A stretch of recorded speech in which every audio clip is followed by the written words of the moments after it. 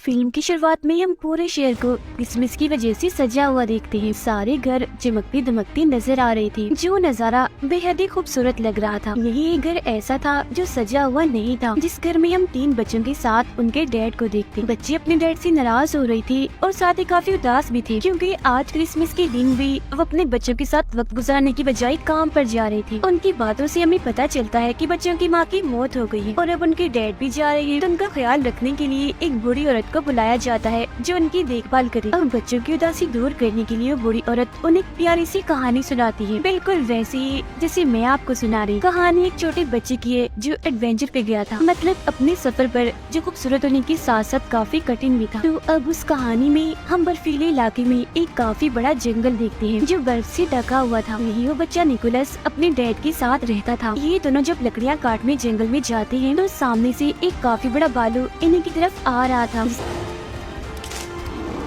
देखकर ये दोनों काफी डर जाते हैं और भागकर वापस अपने घर आ जाते हैं। यहाँ हमें पता चलता है कि निकोलस ने अपनी मॉम को बचपन में ही खो दिया था। साथ ही उनकी माली हालत भी काफी खराब थी। वो काफी गरीब थी, क्योंकि ना तो उनके पास खाने के लिए ज्यादा सामान है और ना ही पैसे कमाने का कोई जरिया है। एक रात निकोलस अपने डैड को कहता है, चले पापा आज मुझे कोई कहानी सुनाए, जो बहुत मजे की। तब उसके डैड उसे उसकी मॉम की ही कहानी सुनाती है कि काफी सालों पहले तुम्हारी मॉम ने इन बर्फीली चोटियों को पार किया। वहाँ 2 सोते हुए मॉन्स्टर थे जो दरअसल पहाड़ी थे। तुम्हारी मॉम उनके बीच से निकलकर दूसरी तरफ गई, जहाँ एक अलग ही नस्ल के लोग रहते हैं जिन्हें एल्व्स कहा जाता है, और वो एल्व्स का गांव था जिसका नाम एल्फेम था। एल्व्स दरअसल होती तो इंसान ही है, बस उनकी शक्ल सूरत थोड़ी सी अलग होती है, मतलब उनके कान थोड़े सी नुकीले और लंबे होते हैं। वो एल्व्स लोग कोई आम नहीं थे, बल्कि उनके पास जादुई शक्तियाँ थी। उन्होंने तुम्हारी मॉम के साथ काफी अच्छा बर्ताव किया, काफी अच्छे से उनका वेलकम किया, और फिर जब तुम्हारी मॉम वापस लौटी तो उनके पास बहुत सारी चॉकलेट्स और खिलौने थे जो आसपास के लोगों में हमने बांट दिए, जिससे हर तरफ खुशियाँ फैल गई। इसी दौरान उन्हें कमरे में किसी जानवर की होने का एहसास होता है। तब उसके डैड उस जानवर को मारने के लिए कुल्हाड़ी उठाकर उसे ढूंढने लगते हैं, मगर देखते हैं कि वो जानवर तो एक छोटा सा चूहा है, जिसे मारने की उसके डैड बहुत कोशिश करते हैं, मगर हर बार वो बचता रहता है। जिसके बाद वो चूहे को निकोलस के कहने पर छोड़ देती, क्योंकि वो छोटा सा चूहा उसे बहुत ही प्यारा लग रहा था और वो उसके साथ दोस्ती करना चाहता था। फिर अगली सुबह निकोलस उसका नाम भी रख देता है। वो उससे बात करने की कोशिश करता है और चूहे को भी कहता है कि तुम भी बोलो, जिस पर उसके डैड कहते हैं, बेटा चूहे नहीं बोल सकते। जिसके बाद दोनों बाप बेटी राजा के महल में जाते हैं, क्योंकि आज उन्होंने अपने गांव के रहने वाले हर इंसान को बुलाया था।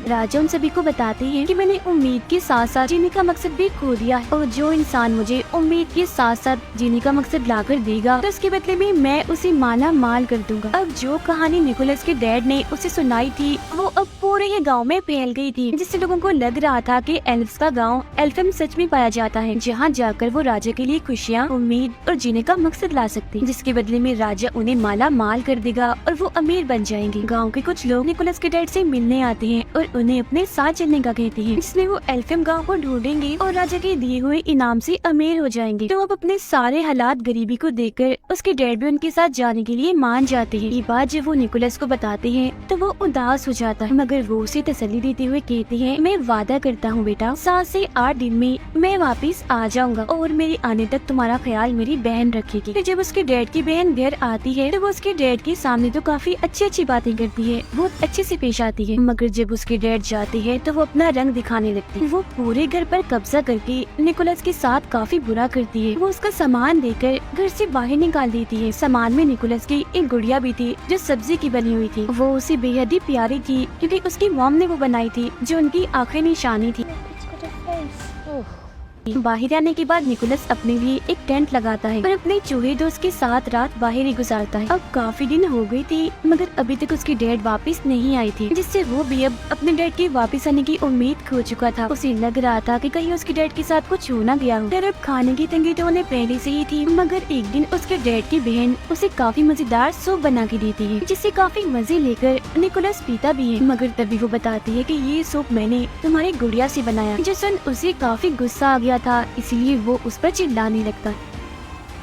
मगर अब तभी निकोलस की नजर अपने जलती हुई टोपी पर जाती है, जो उसकी मॉम ने ही बनाई थी। तब वो जल्दी से टोपी लेकर बाहर आता है और बर्फ में उसे लगाकर आग बुझा देता है। वो देखता है कि टोपी पर एक नक्शा बना हुआ है और ये नक्शा बिल्कुल वैसी था जैसे उसके डैड ने उसे कहानी सुनाई थी, जिससे वो समझ जाता है कि उसकी मॉम की कहानी सच्ची थी। एल्फियम का गाँव सच में पाया जाता है जहाँ जादू है, तो इसीलिए अब वो ये फैसला करता है कि मैं भी उस गांव में जाऊंगा। और फिर अगले ही दिन वो अपने साथी चूहे के साथ अपने सफर पर निकल जाता है। सफर के दौरान वो चूहे को नए नए अल्फाज सिखा रहा था, हालांकि उसे पता भी था कि बोल नहीं सकता। पूरा एक दिन का सफर तय करने के बाद वो एक गाँव में पहुँचता है, जहाँ उसकी मुलाकात एक बूढ़ी औरत से होती है जो उसे वापस जाने का कहती है और ये भी कि तुम्हारी मेहनत बेकार जाएगी। एल्फियम नहीं पाया जाता, उसकी तलाश में ऐसे जगह जगह मत भटको, मगर वो उसकी बात नहीं मानता और अभी भी अपना सफर जारी रखता है। कुछ और दिन का सफर करने के बाद वह गुफा में पनाह लेता है। वहाँ भी बर्फ थी, तो पत्थर को रगड़कर वो आग जलाता है और फिर दुआ करने लगता है कि अगर जादू सच में पाया जाता है तो मेरा चूहा बोलकर दिखाए। और फिर तभी सच में उसका चूहा बोलने लगता है, जो देख निकोलस काफी चौंक जाता है। वो हैरान तो था ही, मगर अब उसका जादू पर पक्का यकीन बन गया था और अब तो उसका चूहा दोस्त इतना बोल रहा था कि उसे सफर में अकेलापन महसूस नहीं हो रहा था। फिर जब ये लोग जंगल में से गुजर रही थी तो एक बारहसिंगा हिरन इन पर हमला कर देती है। तब उससे बचने के लिए निकोलस जल्दी से पेड़ पर चढ़ जाता है और ऊपर से देखता है कि उस हिरन के अंदर तो एक तीर घुसा हुआ है। जब भी तो वो इतनी बेचैन है, इसीलिए वो फौरन पेड़ से नीचे उतरकर हिरन के पास आता है। पहले वो उसे प्यार करता है और फिर उसके अंदर घुसा तीर निकाल देता है, जिससे उस हिरन को सुकून की सांस आती है, क्योंकि पहले उसे काफी दर्द हो रही थी। क्योंकि निकोलस ने उसकी जान बचाई थी तो हिरन उसे प्यार से देखती है, जिसके बाद वो यहाँ से जाने लगता है। मगर काफी आगे जाने के बाद वो देखता है कि हिरन भी उसके पीछे पीछे आ रही है। तब निकोलस उसे अपने साथ आने से मना कर देता है, कहता है मैं सिर्फ ये जानता हूँ कि मेरी मंजिल कहाँ है, मगर वहाँ जाने तक कितना वक्त लग जाएगा ये मैं नहीं जानता। तो अगर तुम हमारे साथ आओगी तो भूख से मारी जाओ। मगर वो हिरन खाने की नहीं बल्कि प्यार की भूखी थी, इसीलिए अभी भी वो उसका पीछे नहीं छोड़ती। निकोलस उसे अपने ग्रुप में शामिल करके अपनी मर्जी से उसका नाम रख देता है। वो नाम एक जगह का था जहाँ जाना उसे काफी पसंद था। फिर अब वो आगे का सफर हिरन पर बैठ कर करता है और दो सोते हुए मॉन्स्टर्स के पास पहुंच जाता है, जो असल में पहाड़ी थे। ये बात उसकी मॉम की कहानी में उसके डैड ने भी सुनाई थी, तो इसका मतलब ये होगा कि इसके पीछे ही एल्फियम गांव है। मगर जब ये तीनों पहाड़ों को पार करके दूसरी तरफ जाते हैं तो इन्हीं वहाँ बर्फीली हवाओं के अलावा और कुछ नहीं दिखता। और तभी निकोलस बेहोश होकर गिर जाता है, क्योंकि काफी दिनों से उसने कुछ खाया नहीं था और साथ ही यहाँ ठंड भी बहुत थी। मगर तभी इधर एक बच्ची अपने दादा के साथ आती है। ये दोनों एल्फ्स थे। वो बूढ़ा आदमी जब निकोलस को बेहोश देखता है तो उसके पास आता है और जब वो ये देखता है कि ये तो एक इंसान है तो वो उसकी मदद करने से मना कर देता है। मगर तभी बच्ची बोलती है हमें किसी को भी ऐसी मुसीबत में नहीं छोड़ना चाहिए। कोई भी जरूरतमंद हो, किसी मदद चाहिए, हमें हर हाल में उसकी मदद करनी चाहिए, फिर चाहे वो कोई भी हो, एल्फ हो या इंसान हो। जो बात सुनकर उसके दादा निकोलस पर एक जादू करते हैं, जिससे वो फौरन होश में आ जाता है। अब बूढ़े आदमी ने उस पर यकीन का जादू किया था, जिसका मतलब था कि अब निकोलस जिस जिस चीज पर यकीन करेगा और यकीन के साथ उसे सोचेगा तो वही होने लगेगा, मतलब कि वही यकीन उसे दिखने लगेगा। निकोलस उन्हें बताता है कि मैं यहाँ अपने डैड को ढूंढने आया हूँ, जो एल्फियम की तलाश में निकले थे मगर वापस नहीं आए। जिसके बाद वो उनसे पूछता है अच्छा अब आप ही बता दें एल्फियम कहाँ है। जिस पर बच्ची बोलती है कि अभी हम एल्फियम के बाहर ही खड़े हैं, मगर उसे तो वहाँ बर्फ के अलावा और कुछ भी दिखाई नहीं दे रहा होता। तो बूढ़ा आदमी उसे कहता है तुम यकीन करो और फिर सोचो। और जब निकोलस यकीन करता है और ये सोचता है कि मेरे सामने एल्फियम गाँव है, तो उसे अब की बार सच में एल्फियम गाँव दिखने लगता है। अंदर आने के बाद ये लोग एक खुफिया रास्ते से उसे एक पार्टी में लेकर जाते हैं, जहाँ सब लोग नाच रहे थे और खाने की मजे मजे की चीजें भी इधर पड़ी हुई थी, जिनमें मीठी और बच्चों की चीजें ज्यादा थी, क्योंकि आज दरअसल यहाँ क्रिसमस होती है। चूहा तो यहाँ का माहौल देखकर बहुत ही खुश होने लगता है और खाने की चीजों में घुसकर खूब मजे करता है। मगर तभी इसी बीच एल्फ्स की रानी वहाँ आ जाती है और सब कुछ तबाह कर देती है, क्योंकि उसने सबको पार्टी करने से मना किया था। वजह ये थी कि सभी एल्फ्स काफी दुखी थे, क्योंकि इंसानों ने उन्हें धोखा दिया था। वो एक एल्फ बच्ची को अगवा करके अपने साथ ले गए थे। ये सुनकर निकोलस उठता है तो रानी उसे देखकर और भड़क जाती है, कहती है ये क्या, अभी भी हमारे गाँव में एक इंसानी बच्चा है, ये क्या हो रहा है इधर। वो निकोलस से पूछती है क्या कर रहे हो यहाँ, और वैसे तुम इधर आए ही क्या करने हो, एक और बच्चा चुराने आई हो। जो सुनकर निकोलस उन्हें बताता है नहीं रानी जी, मैं किसी बच्चे को अगवा करने नहीं आया, बल्कि अपने डैड को ढूंढने आया हूँ, क्योंकि वो एल्फियम गांव की तलाश में निकली थी। और आप फिक्र मत कीजिए, मैं आपसे वादा करता हूँ कि वो एल्फ बच्चा जिसे इंसान अगवा करके ले गए हैं उसे मैं वापस जरूर लेकर आऊँगा। मगर रानी उसकी एक नहीं सुनती और सजा देने के लिए उसे एक मीनार की चोटी में कैद कर देती है। यहाँ उसकी मुलाकात एक उड़ने वाली एल्फ से होती है जो दरअसल एक एल्फ परी थी। उसे पटाखे फोड़ने का बहुत शौक था। उसके पास जादू था जिसकी मदद से वो हवा में पटाखे फोड़ा करती थी और एक अच्छी बात, वो हमेशा सच बोलती थी। अब निकोलस उसे बताता है कि मेरी मॉम भी यहाँ एल्फेम आई थी। उनके साथ तो यहाँ के लोगों ने बहुत अच्छा सलूक किया था, काफी अच्छे से उनका वेलकम किया था, मगर रानी ने तो मुझे यहाँ इस मीनार में कैद कर दिया है और मुझे अपने डैड को ढूंढना है, तो प्लीज मेरी मदद कर दो ना यहाँ से निकलने में। इस पर वो मान जाती है, मगर तभी इधर एक काफी बड़ा मॉन्स्टर आ जाता है जो पहले सो रहा था और अब इन दोनों की आवाजों से उसकी आँख खुल गई थी। वो जैसे एक इंसान इन निकोलस को यहाँ देखता है तो उसे पकड़ लेता है क्योंकि वो उसे खाने का सोच रहा था, जो देखकर तो निकोलस की हालत खराब हो जाती है। तब वो परी एल्फ उसकी जान बचाने के लिए मॉन्स्टर के मुंह में एक जलता हुआ पटाखा डाल देती है, जिससे वो मॉन्स्टर किसी गुब्बारे की तरह फट जाता है और वो निकोलस को लेकर यहाँ से उड़ जाती है। वो दोनों फिर एक घर की छत पर आके गिरते हैं, जिन्हें रानी की गार्ड देख लेती है। तब उनसे बचने के लिए वो निकोलस को यहाँ से ले जाने लगती है। इसी भागम भाग में निकोलस एक क्लास में घुस जाता है जहाँ की टीचर एक इंसान को देखकर काफी हैरान थी और फौरन गार्ड्स को यहाँ बुलाने लगती है, मगर तभी वो टीचर को समझाता है कि आप इंसानों को इसीलिए बुरा समझते हैं ना कि वो एल्फ बच्चे को अगवा करके ले गई। मैं वादा करता हूँ कि उस बच्चे को वापस जरूर लेकर आऊंगा। जो सुनकर वो टीचर निकोलस को एक खुफिया रास्ते से भगा देती है। इतनी ही देर में इधर उसके हिरन दोस्त भी आ गई थी, जिस पर निकोलस और एल्फम परी बैठकर यहाँ एल्फम गाँव से निकलने लगती। जिस दौरान गार्ड भी उनका पीछा कर रही थी, तब उनका ध्यान भटकाने के लिए एल्फ परी बार बार पटाखे फोड़ने लगती है, मगर जब वो देखती है कि बाहर जाने का दरवाजा बंद हो रहा है तो वो खुद अंदर ही रुककर निकोलस को यहाँ से भगा देती।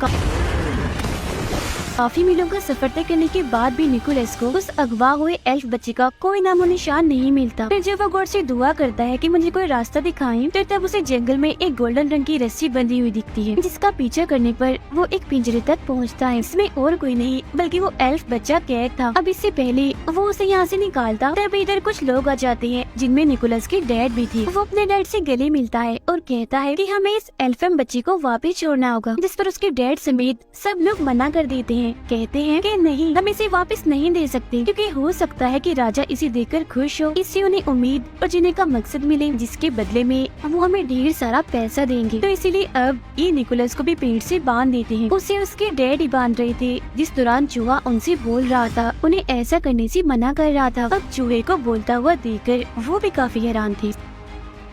सबके सोने के बाद उसके डैड उसके पास आते हैं और वो निकोलस के साथ साथ उस एल्फ बच्चे को भी पिंजरे से आजाद कर देते हैं और बताते हैं कि उन सबके सामने मैं तुम्हारी मदद नहीं कर सकता था, इसीलिए मैंने तुम्हें बांध दिया था। अब इससे पहले वो यहाँ से निकलते सारे लोग जाग जाते हैं और तीरों से उन पर हमला कर देते हैं। अब हिरन के ऊपर निकोलस और वो एल्फ बच्चा बैठा हुआ था। हिरन के पीछे एक बग्गी बंधी हुई थी जिसमें उसके डैड बैठे हुए थे, जिस वजह से हिरन तेजी से नहीं दौड़ पा रही थी। तभी निकोलस को याद आता है कि मुझ पर तो यकीन का जादू हुआ है, इन्हें मैं जो भी यकीन करके सोचूंगा वो पूरा हो जाएगा। तो वो हिरन पर हाथ रखकर उसे उड़ने का कहता है। हिरन थोड़ा सा ऊपर उड़ती तो है, मगर वजन ज्यादा होने की वजह से वो काफी ऊपर नहीं उड़ पाती और वापिस से नीचे आ जाती। ये देखकर उसके डैड अपने बेटे निकोलस की जान बचाने के लिए अपनी बग्गी की रस्सी काट देते हैं और जाकर एक खाई में गिरते हैं, जिससे उनकी मौत हो जाती है, जो देख उसे काफी दुख होता है। इसके बाद हिरन निकोलस और अगवा हुए एल्फ बच्चे को एल्फेम पहुंचा देती है। अब क्योंकि निकोलस ने अपना वादा पूरा कर दिया था, यानी उस बच्चे को वापस लाने का,